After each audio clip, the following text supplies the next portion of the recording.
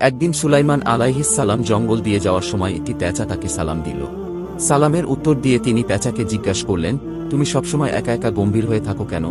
পেঁচা বলল, মরার পর একাই থাকব, তাই একাকী বসে থাকি। এরপর সুলাইমান আলাইহিস সালাম জিজ্ঞাসা করলেন, তুমি শস্যদানা খাও না কেন? সে উত্তর দিল, কারণ এর জন্যই আদম আলাইহিস সালামকে জান্নাত থেকে বের করে দেওয়া হয়েছিল। তারপর পেঁচাকে জিজ্ঞাসা করলেন, তুমি পানি পান করো না কেন? পেঁচা উত্তরে বলল, নূহ আলাইহিস সালামের কওমকে পানিতে ডুবিয়ে মারা হয়েছিল, এজন্য আমি পানি পান করি না।